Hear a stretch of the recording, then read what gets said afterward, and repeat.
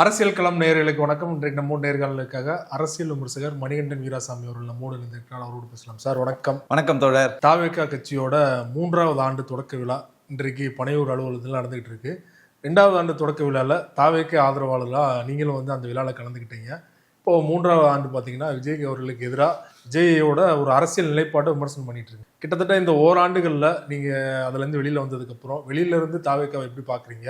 ஏதாவது மாறுதல் ஏற்பட்டிருக்குதா இல்லை அப்படியே தான் இருக்குதா? எப்படி எடுத்துக்கிறீங்க? அரசியல் களம் பார்வையாளர்களுக்கு வணக்கம்.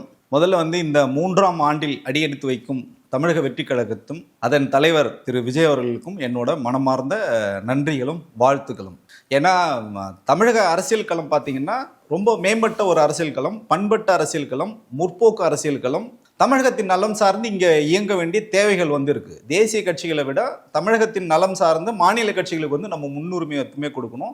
ஸோ அதன் அடிப்படையில் தாவேகா வந்து நிச்சயமாக நம்ம ஆதரிக்கணும். ஆனால் அவங்க வந்து செயல்பாடுகள் எப்படி இருக்குன்றது தான் நம்ம வந்து இப்போ வந்து நம்ம அவங்களோட இந்த கடந்த இந்த 2 ஆண்டுகளை வந்து கவர் பண்ணியிருக்காரு. கிட்டத்தட்ட பார்த்தீங்கன்னா வருஷத்துக்கு 365 நாள்னா இப்போ 2 ஆண்டுகள்னா கிட்டத்தட்ட 730 நாட்கள்.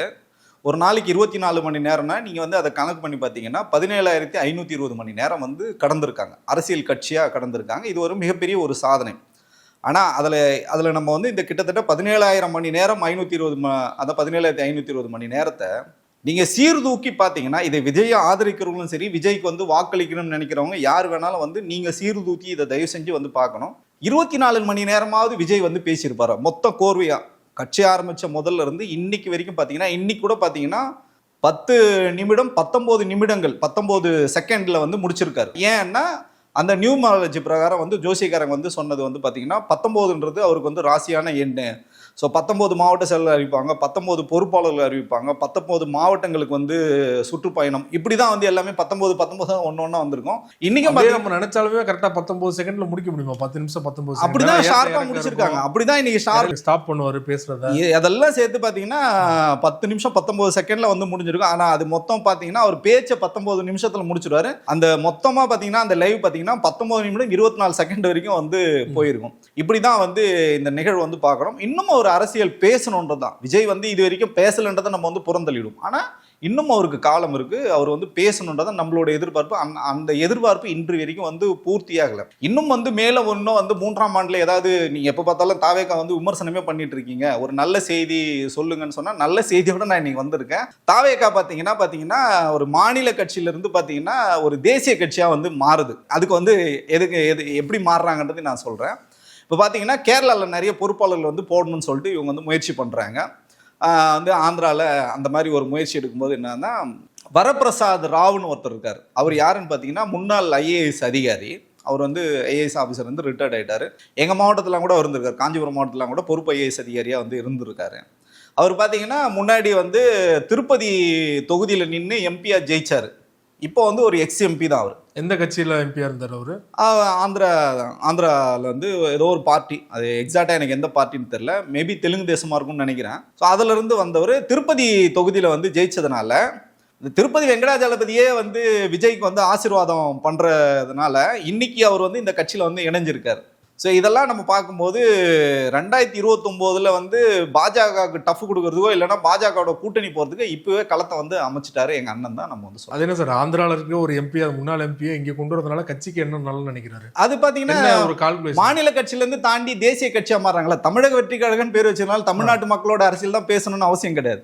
தமிழகத்தின் நலம் சார்ந்து மட்டும் எங்கள் அண்ணன் பேசுறதுக்கு வாய்ப்பு கிடையாது. ஏன்னா தமிழ்நாட்டு குறித்து அவருக்கு எதுவுமே அரசியல் தெரியாது, தமிழக மக்கள் குறித்து எதுவுமே தெரியாதுனால இந்த பக்கம் கேரளா வந்து பார்க்கலாம், அந்த பக்கம் கர்நாடகா பார்க்கலாம், இந்த பக்கம் ஆந்திரா பார்க்கலாம், விரிவடைஞ்சிருக்கு. அகில இந்திய அண்ணா திராவிட முன்னேற்ற கழகம் மாதிரி அகில இந்திய தமிழக வெற்றி கழகமா மாறும். இன்னைக்கு வந்து பாத்தீங்கன்னா நீங்க சொன்னது மாதிரி வந்து 10 நிமிஷம் 19 செகண்ட் வந்து கரெக்டா பேசியிருந்தாரு. குறிப்பா வந்து என்னை வீட்டை விட்டு நீங்க வெளியில வரமாட்டேன்னு சொல்றீங்க, ஆனா நான் வெளியில வந்தா வருத்தப்படுவீங்க. இன்னொரு பக்கம் பாத்தீங்கன்னா நான் வெளியில வரமாட்டேன்னே தவிர வீட்டுக்கு ஒரு ஓட்டு, ஒரு விஜய் ஒரு விஜய் அப்படின்னு சொல்லிட்டு ஒரு ஆண் ஓட்டு ஒரு பெண் ஓட்டு 2 ஓட்டு சொல்றாரு. ஸோ இதை எப்படி எடுக்குறீங்க? வீட்டை விட்டு வெளில வர மாட்டேன்னா அப்போ தானே நீங்கள் அரசியலே பண்ண முடியும். இப்போ வந்து நீங்கள் வந்து போட்டின்னு சொல்கிற திமுகவும் சரி, அண்ணா திமுகவும் சரி, ஈவன் பிஜேபியும் சரி, யார் வேணாலும் சரி களத்தில் இன்றைக்கி வேலை செய்கிறாங்க. ஆனால் களத்துக்கே நான் வரமாட்டேன், நான் வீட்டுக்குள்ளே தான் இருப்பேன், என் ஓட்டில் எங்கள் வீட்டில் எந்த விஜயும் கிடையாது, உங்கள் வீட்டில் எந்த விஜயம் கிடையாது, நான் சந்திக்கிற என் நண்பர்கள் யார் வீட்லேயும் ஒரு விஜயம் யாருமே கிடையாது. அப்போ யார் வீட்டில் தான் அந்த விஜய் இருக்காரு? அவர் வீட்டுக்குள்ள இருந்து அவர் வந்து இருக்கிற மாதிரி தான் அவங்கவுங்க வீட்டில் அவங்கவுங்க இருக்காங்க. எல்லாரும் வந்து சர்க்கார் படம்னு நினைச்சிட்டு இருக்காரு. சர்க்கார் படம் டயலாக் வந்து இப்போ வந்து பேசிட்டு இருக்காரு. எல்லாரும் வந்து அன்னைக்கு பாருங்க ஓட்டர் ஐடி வந்து விசில் சின்னத்துக்கு ஓட்டை குத்திடுவாங்க. அதெல்லாம் கற்பனையில் தான் சொல்றேன். அதை நான் என்ன சொல்றேன், அதை நோக்கி நீங்க ஒரு கோல் வச்சு நகருங்கன்னு சொல்றேன். நீங்க வந்து அந்த நகராம ஒரே இடத்துல வந்து பழுதான இன்ஜின் மாதிரி நின்றுக்கிட்டு நான் தான் சூப்பர் ஃபாஸ்ட் இன்ஜின் நீங்க சொல்றது வந்து பயனளிக்காது. பாஜகவையும் டைரக்டா விமர்சனம் பண்ணியிருக்காரு. அது வந்து ஒரு பாசிட்டிவா தானே பார்க்கணும். ஒரே ஒரு வார்த்தை தான் சொல்லியிருக்காரு. அது ஏன்னா அது ஏன் அப்படி சொன்னார்னா, முதலமைச்சர் சொன்னாரு. முதலமைச்சர் வந்து என்ன சொன்னார்னா, நீங்க ரெட்டை இன்ஜின் இருந்தாலும் இங்க வந்து டப்பா இன்ஜின் தான் அப்படின்னு சொன்னதை சரி முதலமைச்சரே சொல்லும் போது நம்ம சொன்னா என்னன்னு சொல்லிட்டு அதுல இருந்து ஒரு கோட் எடுத்து சும்மா லைட்டா அப்படியே வந்து சொல்றாரு. அதுக்கப்புறம் இன்னொரு வார்த்தை வந்து சொல்றாரு, பாஜக தலைமையில் கூட்டணின்னு சொல்றாரு. அதிமுக. ஆமா, அதிமுகன்ற பேரையே சொல்லாம அவங்கள ரொம்ப அண்டர் எஸ்டிமேட் பண்ணி வந்து பேசுறது உண்மையிலே வந்து வருத்தத்தக்க விஷயம். வந்து தமிழகத்துல வந்து திமுக விட இன்னும் அதிமுக வந்து அதிக நாட்கள் இங்க வந்து ஆட்சியில வந்து இருந்திருக்காங்க, ஆட்சி கட்டில இருந்திருக்காங்க. அந்த கட்சி வந்து ரொம்ப குறை மதிப்பீடு பண்ணி என்ன சொல்றாருன்னா மற்றும் பலர் அப்படின்றாரு. இந்த மற்றும் பலர்ன்றதுல ரொம்ப முக்கியமான விஷயமா நான் பாக்குறேன். ஏன்னா இதே கரூர் ஸ்டாம்பேட் விஷயத்துல பாத்தீங்கன்னா சிபிஐ வழக்கு போறாங்க. அதுக்கு முன்னாடி தமிழக அரசாங்கம் எஸ்ஐடி போட்டு அவங்களும் வந்து வழக்கு போடும்போது பாத்தீங்கன்னா புசி ஆனந்த், நிர்மல் குமார், அதுக்கப்புறம் ஆதவ் அர்ஜுனா, மதியழகன் போடும்போது இதுல மற்றும் பலர்னு சேர்க்கிறாங்க. அண்ட் அதர்ஸ்னு இருக்கு இல்லைங்களா, அதை தான் இவர் இதுல கோட் பண்றாரு. அண்ட் அதர்ஸ்னு அதிமுக சொல்றது வந்து நமக்கு வந்து ஒரு நெருடலா தான் இருக்கு. குறிப்பா அவர் அப்படி சொல்லி முடிச்சாலும் சின்ன கேப் விடுறாரு. கேப் விட்டோடனே வந்து அங்க இருக்கிற தொண்டர்கள்லாம் வந்து ரசிக்கிறாங்க, கத்துறாங்க. ஏன் சிரிக்கிறீங்க அப்படின்னு விஜய் கேட்கிறாரு. எல்லாம் புரிஞ்சிருச்சா விஜய் சொன்னது அவங்களுக்கு புரிஞ்சிடுச்சு. 2026 எலெக்ஷனுக்கு அப்புறம் தான் சிரிக்க போறாரு விஜய்ன்றதான் இதை வந்து சொல்லுது. நான் என்ன சொல்றேன்னா, களத்துல இருக்காங்க அதிமுக, திமுக களத்தில் இருக்காங்க. நீங்க களத்திலேயே இல்லாம நீங்க வந்து ஒரு அதிமுக கட்சியை வந்து நீங்க இவ்வளவு தூரம் வந்து அண்டர் எஸ்டிமேட் பண்ணி பேசுறது உள்ளபடியே வருத்தமா இருக்கு. நீங்க வேற இதுல வேற எம்ஜிஆர் வேற கொள்கை தலைவர் வேற நீங்க சொல்லிக்கிறீங்க. நீங்க என்ன சொல்றீங்க, 50 ஆண்டுகள் ஆரம்பிச்ச கட்சியை வந்து அண்டர் எஸ்டிமேட் பண்ணி இந்த மாதிரி பேசுறீங்க, அவங்க களத்திலே இல்லைன்னு சொல்றீங்க. இந்த பக்கம் 75 ஆண்டுகள் பல கண்ட திமுகவை என்ன சொல்றீங்க, நீங்க வந்து தகர டப்பான்னு சொல்றீங்க, பவளவிழா பாப்பான்றாங்க. நீங்க வந்து பால்வாடி பாப்பாவை தானே இப்போ வரைக்கும் இருக்கீங்க. வீட்டுக்குள்ளே இருந்து புட்டிப்பால் தானே நீங்க குடிச்சிருக்கீங்க. களத்துக்கே வரலையே, களத்துல மக்களை சந்திக்கவே இல்லை. இன்னைக்கு வரைக்கும் கரூர் சம்பவம் குறித்து இன்னைக்கு வரைக்கும் மனம் திறந்து திரு விஜய் அவர்கள் வந்து பேசவே இல்லையே, பொறுப்பேற்கவே இல்லை.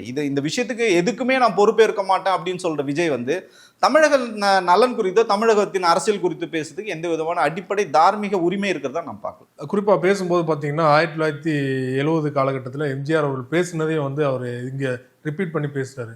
அண்ணா அவர்கள் ஆண்ட இடத்துல வந்து பாத்தீங்கன்னா இவங்கெல்லாம் ஆள்றாங்களே அப்படின்னு சொல்லிட்டு அதே மீண்டும் இவர் சொல்லியிருக்காரு இல்லையா. அது வந்து திமுக விமர்சனம் பண்றாங்க, பைத்தியக்காரத்தனம், என்ன எம்ஜிஆரோட ஒன்று ஒப்பிடுறியா அப்படின்னு அந்த அளவுக்கு கொந்தளிச்சிருக்காங்க. அதிமுக சைட்ல இருந்து இன்னும் ரெஸ்பான்ஸ் எதுவும் வரல. உங்களோட ஒப்பீனியன்? இப்போ அதே தான் இப்போ நானும் சொல்றேன். வந்து ஐயா காமராஜர், ஐயா கலைஞர், திரு எம்ஜிஆர், அம்மையார் ஜெயலலிதா, இப்போ இருக்கிற முதல்வர் மு.க. ஸ்டாலின், இவங்க எல்லாம் பார்த்தீங்கன்னா ஒரு பண்பட்ட அரசியல் அவங்களுக்குன்னு ஒரு நிலைப்பாடு இருந்தது. உழைச்சி படிப்படியாக தான் மேலே வந்தாங்க. எடுத்த உடனே யாருமே வந்து வரல. ஸோ அப்படியெல்லாம் உழைச்சி கஷ்டப்பட்டு வந்து மக்களுக்காக பணி செய்து வழக்குகள் வாங்கி சிறை சென்று ரத்தம் சிந்தி வேர்வை சிந்தி உழைத்து அந்த இடத்த வந்து அடைஞ்சாங்க. அதுவும் இவங்கெல்லாம் பார்த்தீங்கன்னா மக்களால் தேர்ந்தெடுக்கப்பட்டு அந்த இடத்துக்கு வந்தாங்க. இவங்க இருக்கிற இந்த இடத்துக்கு ஒண்ணுமே பண்ணாத விஜய் இந்த இடத்துல வந்து இந்த அரசியல பேசுறாருன்றது உண்மையிலேயே நான் வந்து அதை வந்து ரொம்ப அவமானமா நினைக்கிறேன். நான் ஒரு அரசியல் மாணவனா, ஒரு அரசியல் விமர்சகரா, நீங்க எதுவுமே பண்ணாம வெறும் திரையில மட்டுமே நடிச்சுட்டு நேரடியா வந்து முதலமைச்சர் ஆகும்னு சொல்லிட்டு நீங்க வர்றதும், மக்கள் பிரச்சனைகள் எதுவுமே பேசாது. இன்னும் உள்ளபடியா நம்ம விஜய் அவர்கள் குறித்து நம்ம வந்து பேசணும். அவரோட பயணப்பட்டவன்றதெல்லாம் நான் வந்து பேசுறேன். என்னோட நண்பர்கள் நிறைய பேர் அவரை வச்சு படங்கள் வந்து தயாரிச்சிருக்காங்க. 69 படங்கள்ல நீங்க வந்து சரிபாதியா நீங்க வகுத்தா கூட கிட்டத்தட்ட 25லேருந்து 27 படங்கள் வரைக்கும் தான் வெற்றி படங்கள் வந்து கொடுத்துருக்காரு. அதுல ஒரு சில படங்கள் சூப்பர் டூப்பர் இருக்கு, ஒரு சில படங்கள் சுமாரான படம்.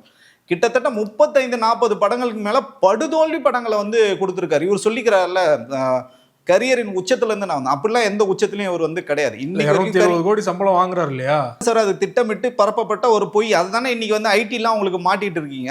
ஏங்க புலி படத்துக்கு வாங்கின 15 கோடி ரூபா வந்து ஹேட் காஷா வாங்குதே நீங்க வந்து மறைச்சிருக்கீங்க. எல்லாமே உங்களுக்கு இப்போ 1 by 1 வந்துட்டே இருக்கு. நான் என்ன சொன்னேன், இன்னைக்கு வரைக்கும் கரியர் உச்சத்துல இருக்கு திரு ரஜினிகாந்த் அவர்கள் தாங்க. ரஜினிகாந்த் அவர்களோட நான் வந்து மாறுபடுறேன். அவரோட அரசியலும் சரி, அவரோட நிலைப்பாடும் குறித்து நான் வந்து விமர்சனம் பண்ணிட்டா மாறுபடுறேன். ஆனா இன்னைக்கு சூப்பர் ஸ்டார் அவர் தான். ஏன் இதை நம்ம வந்து சூப்பர் ஸ்டார்ன்ற வேர்டு நம்ம வந்து கோட் பண்ண வேண்டி இருக்குன்னா, NDTV வந்து போயிட்டு சொல்றாங்க தமிழகத்தின் சூப்பர் ஸ்டார்னு சொல்லுங்க. தமிழகத்தின் சூப்பர் ஸ்டார் ரஜினிகாந்த் தாங்க. இவர் எங்க சூப்பர் ஸ்டார் ஆனார்? வேணா போட சொல்லுங்களேன். சூப்பர் ஸ்டார் இது கடைசி படம் தானே ஜனநாயகன். நான் ஓப்பன் சேலஞ்ச் பண்றேன். சூப்பர் ஸ்டார் வந்து விஜய்னு போட சொல்லுங்களேன். இளைய தளபதி விஜயிலிருந்து தளபதி விஜயா நீங்க எப்படி மாறினீங்க? தளபதினு படம் வந்து விஜய் ஐயா ரஜினிகாந்த் அவர்கள் நடிச்சதுனா அதுல இருந்தா நீங்க கோட் பண்ணி இளைய தளபதினு போட்டுக்கிட்டீங்க.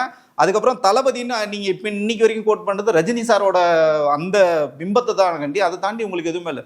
சூப்பர் ஸ்டார்னு சொல்றதும் சரி, இந்த மாதிரி சொல்றதும் வந்து அபத்தமா தான் இருக்கு. என்டிடிவி பேட்டியில கூட பாத்தீங்கன்னா அந்த ராகுல் அவர் வந்து பேசும்போது சூப்பர் ஸ்டார் தளபதி விஜய் தானே சொல்றாரு. இல்ல அவங்க சொல்லி தான் ஆகணும். ஏன் நம்ம சொல்லி ஆகணும்? என்டிடிவி யாரோடதுன்னு நீங்க வந்து பார்க்கணும். அதோட பின்புலத்தை வந்து நீங்க பாத்தீங்கன்னா அந்த என்டிடிவி பார்த்தீங்கன்னா நம்ம அதானி குழுமத்தோடது. அதானி தான் வந்து பெருவாரியான ஷேர் 90% ஷேர் அவர் தான் வந்து வச்சிருக்காரு. இப்போ அந்த 30ஆம் தேதி வந்து அந்த கான்க்ளேவில் வந்து நானும் இருந்தேன். என்டிடிவி நிர்வாகம் என்னையும் கூப்பிட்டுருந்தாங்க. நானும் அந்த நிகழ்ச்சியில் வந்து இருந்தேன். அவசர அவசரமாக அந்த நிகழ்ச்சி வந்து எப்பவுமே பார்த்தீங்கன்னா நிறைய விருந்தினர்கள் வந்தாங்க. மாண்பு முதல்வர் வந்தார், எதிர்க்கட்சி தலைவர் வந்தார், துணை முதல்வர் வந்தார், தமிழகத்திலிருந்து நிறைய அமைச்சர்கள் வந்து பேசினாங்க. இதில் வந்து திரு எச் ராஜா அவர்கள் அங்கே தான் வந்து மயக்கம் போட்டு விழுந்தார். அந்த நிகழ்ச்சியில் வந்து தான் மயக்கம் போட்டு வரும்போதே ரொம்ப சோர்வாக தான் இருந்தார். அங்கே தான் மயக்கம் போட்டு விழுந்தாங்க. நம்ம வந்து திமுகவை சார்ந்த ஒருத்தர் தான் வந்து ஒரு என்ன சொல்கிறேன் மருத்துவர் தான் வந்து அவருக்கு வந்து முதலுதவி தான் அபிசுல்லா. ஆமாம், அபிசுல்லா அவர் தான் வந்து முதலுதவி தான் கொடுத்தாங்க. நல்லபடியாக போச்சு. ஆனால் அந்த நிகழ்ச்சி வந்து ரொம்ப அவசர அவசரமாக முடிச்சாங்க. எதுவுமே ஒரு நன்றி கூட சொல்ல, எதுவுமே சொல்ல, ஒரு தேங்க்ஸ் சொல்ல, எதுவுமே சொல்ல முடிக்கும்போது எங்களுக்கே ஒரு ஆச்சரியமாக இருந்தது. அந்த குழு அங்கே இருக்கும்போது தான் ஜான் ஆரோக்கியசாமி வந்து என்டிடிவி நிர்வாகத்தை கூப்பிட்டு, ஆக்சுவலாக திரு விஜய் அவர்கள் வந்து கூப்பிட்டுருக்காங்க, அந்த நிகழ்ச்சி கூப்பிட்டுருக்காங்க. இவர் வந்து போகல. ஸோ கூப்பிட்றோம், நாங்கள் வந்து ஒரு பைட் தரோம் வாங்க, ஒரு பேட்டி தரோம் வாங்கன்னு சொல்லி கூப்பிட்டு கொஸ்டின் பேப்பர் இவங்களே கொடுத்து கேள்வி இவங்களே கேட்டு ஆஃப் த ரெக்கார்டு யாராவது உங்களுக்கு வந்து இது வரைக்கும் இத்தனை ஆண்டுகளில் வந்து யாராவது அப்படி ஒரு பேட்டி கொடுத்துருக்காங்க ஒரு ஊடகவியலாளர் நீங்களே பார்த்துருப்பீங்களான்னு எனக்கு தெரியல. நிச்சயமாக நான் வந்து பார்த்ததே இல்லை. பேட்டி எடுத்தவங்களே வந்து பேட்டி கொடுக்கறது வந்து நமக்கு வந்து ஆச்சரியமாக இருக்குது. சரி, ஓகே, அது வந்து ஏதோ ஒரு லாபி நடந்திருக்குன்னு நம்மளால புரிஞ்சிக்க முடியுது. மேலேருந்து பாஜக ஏதோ சொல்லி தான் என்டிடிவி நிர்வாகம் இதை வந்து பண்ணியிருக்காங்க. ஏன்னா என்டிடிவி நிர்வாகம் வந்து அந்த மாதிரி யார் வீட்லையும் போயெல்லாம் பேட்டி எடுக்கலாம் மாட்டாங்க. முதலமைச்சரே கூப்பிட்டா கூட அதெல்லாம் வந்து சாத்தியமானு எனக்கு வந்து தெரியல. ஸோ இப்படி இருக்கிற ஒரு சூழல்ல விஜய் அப்படின்னா முன்னாடியே பிளான் பண்ணியிருப்பாங்க இல்லையா? மேல இருந்து வந்து நீங்க சொல்ற மாதிரி வந்து அவசர அவசரமா கிளம்புறாங்கன்னா எதாச்சும் நடந்ததா கூட இருக்கு. ஆமா, வந்து இது வந்து திட்டமிட்டு வந்து பண்ணாங்களான்னு தெரியாது. ஆனா இது ஏதோ சடனா ஒரு ப்ரோக்ராம் வந்து பண்ணியிருக்காங்க.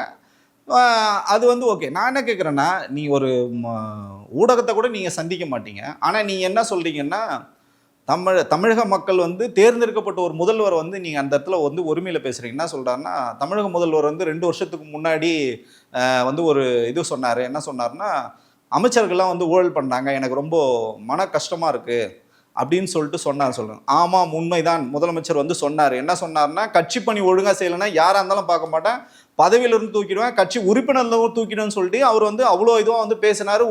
உள்ளபடியே அதுக்கப்புறம் கட்சியில் நிறைய வந்து மாற்றங்கள் வந்தது. இன்னைக்கு வரைக்கும் சரியாக வந்து போயிட்டு இருக்கு. நீங்கள் சொல்கிறதுக்கு விஜய் அவர்களுக்கு முழு உரிமை இருக்கு. ஏன்னா நீங்கள் ஒரு அரசியல்வாதி, நிச்சயமாக இதை நீங்கள் சொல்லணும். இதையே உங்களுக்கும் நீங்கள் பொருத்தி பார்க்கணும். 41 பேர் இறந்து போனது இன்னி வரையும் நீங்கள் வந்து அந்த மக்களை போய் சந்திச்சிங்களா? அந்த மக்களுக்கு வந்து நீங்கள் ஏதாவது நிவாரணம் வந்து, அதாவது பணம் தாண்டி அவங்களோட பிரச்சனைகளை வந்து நேரில் போய் நீங்கள் கேட்டிங்களா? அவங்க வீடுகளை போய் சந்திச்சிங்களா? எதுவுமே இல்லை. இப்போ நீங்கள் சொல்கிறீங்கல்ல, உங்கள் சின்னத்துக்கு தான் முதலமைச்சர் வந்து தூங்கும்போது கேட்டிங்கன்னா போய் விசில் சின்னத்துக்கு ஓட்டு போடுவான்னு சொல்லிங்களா? எதுக்காக ஓட்டு போடணும்னு ஒன்று இருக்குது பார்த்தீங்களா? இப்போ நீங்கள் சொல்ல விசில் ப்ளோயர்னு சொல்கிறார். அப்படின்னா என்ன அர்த்தம்னா, விசில் வந்து அடித்து நாங்கள் வந்து ஊழலை வந்து விரட்டுவோன்னு சொல்கிறார். உங்கள் கட்சியில் வந்து பணம் வாங்கிட்டு தானே சார் புஷியானந்த் இன்னி வரைக்கும் பொறுப்புகளை போட்டுருக்காரு. இன்னைக்கு வரைக்கும் எல்லா கூட்டங்களும் யார் பணம் கொடுக்குறாங்கன்னு இன்னைக்கு வரைக்கும் ஒரு டிரான்ஸ்பரன்சி இல்லை. முதல் மாநாட்டில் ஆரம்பிச்சு இன்னைக்கு வரைக்கும் ஆதவ அர்ஜுனா எப்படி உங்களுக்கு பணம் செலவு பண்ணுறாரு? 100 டிக்கெட் வந்து அனுமதிக்கப்பட்ட லாட்ரி டிக்கெட்னா 1000 டிக்கெட் அடிக்கிறாங்க சார். கள்ள லாட்ரி அடிச்சு தான் அந்த பணத்தை தான் எடுத்து வந்து உங்களுக்கு செலவு பண்ணுறாரு. உங்கள் மேலேயே வழக்கு இருக்குது, வந்து உங்களுக்கு வந்து வருமான வரி வழக்கு இருக்குது, காருக்கு வந்து பணம் கட்டாத வழக்கு இருக்குது. நீங்கள் எந்த விதத்தில் நீங்கள் நேர்மையாக நீங்கள் இருக்கீங்க? விசில் ப்ளோயர்னு சொல்கிறது உங்களுக்கு என்ன அடிப்படை தகுதி இருக்குன்னு கேட்குறேன். ஸ்டாலின் அவர்களை குறிப்பிட்டீங்க, அவரே வந்து கான்க்ளேவ் நேரடியாக வந்தார். ஆனால் விஜய் அவர்கள் வந்து கூப்பிட்டு இது மாதிரி வரலாற்றிலே பார்த்ததில்லைன்னு சொன்னீங்க இல்லையா? இன்னொரு பக்கம் இது தொடர்பாக பேசும்போது ஐஆர்எஸ் அதிகாரி அருண்ராஜ் அவர்கள் பேசும்போது பார்த்தீங்கன்னா, ஸ்டாலின் அவர்கள் வந்து பேட்டி கொடுக்க சொல்லுங்க, பேட்டி கொடுத்துட்டாருன்னா மறுநாளே விஜய் அவர்கள் பேட்டி கொடுப்பாருன்னு சொல்றாங்க இல்லையா? இதை எப்படி எடுத்துக்கிறது? ஸ்டாலின் அவர்கள் ஏற்கனவே பல பேட்டிகள் கொடுத்துருக்காரு. இதெல்லாம் அவங்க பார்க்குறாங்களா, தெரிஞ்சு பேசுகிறாங்களா, தெரியாமல் பேசுகிறாங்களா? இல்லை, அதான் சொல்கிறேன். பால்வாடி கட்சியில் யாரெல்லாம் நீ எடுப்பீங்கன்னா அரை டிக்கெட்டுங்க, வந்து வெத்து வேட்டுங்களே, இவங்கள தான் வந்து எடுப்பாங்க. தயவு செஞ்சு நீங்கள் மன்னிச்சுக்கணும். ஒரு ஐஆர்எஸ் அதிகாரி மாதிரி அவர் வந்து பேசலை. அதனால நம்ம வந்து இதை பேச வேண்டிய ஒரு அவசியம் இருக்குது. ஏன்னா முள்ளால தான் எடுக்கணும். நீங்கள் என்ன சொல்கிறீங்களோ அதை தான் திருப்பி நாங்கள் சொல்ல வேண்டியிருக்கு. ஏங்க, அவர் தினம் பத்திரிகையில் வந்து சந்திச்சுட்டு இருக்காருங்க. வந்து மிட் நைட்டில் வந்து இவர் வந்து போகிறாரு, பத்திரிகையாளர் வந்து கேள்வி கேட்குறாங்க. அப்போது வந்து பத்திரிகையாளர்கிட்ட தாங்க இதை சொன்னார். எந்த கட்சி தலைவரும் தன்னோட தொண்டர்கள் இறந்து போறதை வந்து விரும்ப மாட்டாங்கன்னு பத்திரிகையாளர்கிட்ட தான் சொன்னாரு முதல்வர், மாண்பு முதல்வர். நீங்க எங்க இருந்தீங்க? இப்போ இவ்வளவு வாய்க்கிழியே பேசுறாரு அந்த ஐஆர்எஸ் அருண்ராஜ் அவர்கள். எங்கேயாவது பத்திரிகை அன்னைக்கு சந்திச்சார் அவரு? 75 நாட்கள் எல்லாரும் ஓடி ஒளிஞ்சு தானே சார் இருந்தாங்க. இடையில அப்பப்ப இவர் மட்டும் வந்து தலையை காமிச்சிட்டு இருந்தாரு கண்டி. அதான் சொல்றேன், உங்களுக்கு அரசியலும் தெரியல, குறைஞ்சபட்ச நேர்மையாவது பேசுங்கன்னு சொல்றோம். இப்போ வெகுஜன மக்கள் இருக்காங்களே, இன்னைக்கு ஊடகங்கள் வந்துச்சுங்க.